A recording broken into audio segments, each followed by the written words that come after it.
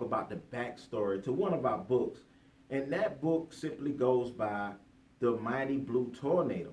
You see, John Marsh is he just is a combat soldier that went on many tours of duties. And over time, he's away from his family, doing special training. And one day he came back and he just said, I'm back at Peachtree City because that's where the main plot is, Peachtree City. And he wanted to set up shop and he fell in love with his girlfriend that goes by the name of Vonda. Now, when he's back, John Marsh didn't want to go apply for a regular job. He wanted to become an entrepreneur. He made a lot of money as a going overseas doing his tour duties. He saved a lot of his money. So when he came back, he became a private eye because those were some of the techniques that he learned while he was in the military. So now that John Marsh is back, now is the time for him to, embrace and do his private eye duties until it's time to retire. But the problem is, one day his sister, Jessica Marsh, called him to her laboratory. See, Dr. Marsh, which is John's younger sister, older sister, she get a chance to look at exotic animals that the public would never see. But in this case, she had the chance to see like this blue majestic pufferfish.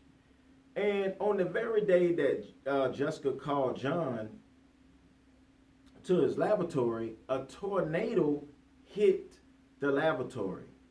And in that case, when the tornado hit the laboratory, something strange happened. The blue pufferfish aquarium busted. The pufferfish jumped out of the aquarium, and pufferfish don't normally bite, but it bit this in particular time. The pufferfish bit John on the arm. Now, when John was bit on the arm, he went into this change. And when he went into this change, he developed power. He became like, something out of the Richter scale. He developed different powers from that pufferfish, and that's why we call him the Mighty Blue Tornado. And you will see over time the way that John would morph into his new powers, the powers that he had learned.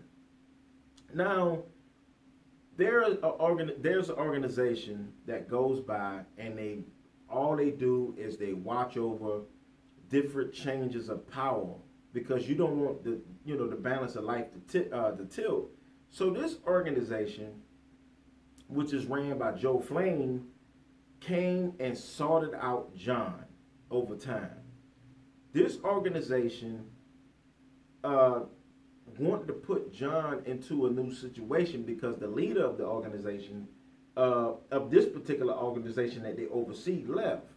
And that organization goes by the name of the association. They was looking for a new leader, and because of the combat training that John has, they was like, hey, let's put you in this situation where you can,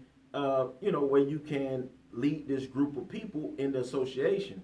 But the problem is, it's always a duality in life. If you have the good people, then eventually you have the bad people. There's this individual that goes around that he developed a lot of powers from a talisman, and we're going to call this person the Black Ant. Now, the Black Ant is a Mexican American that we want to call Luis Hernandez. And he wanted to obtain different powers. So he used the talisman of the ant. And that's how he tapped into his power. And at the same time, there's another organization that we want to call the Clique. And over time, there's the people that with the association that's going to battle the Clique, and you're going to see a lot of spin-off stories, a lot of stories of why the association needed a leader, and they sought one in John Marsh, and then why Luis Hernandez, with the new power of the ant talisman, how he was able to equally counter all of John moves. So the Mighty Blue Tornado is going to be a very interesting story. And that's the backstory of the Mighty Blue Tornado. Once again, my name is Antonio. Please like, comment, and subscribe, and we will see you next time.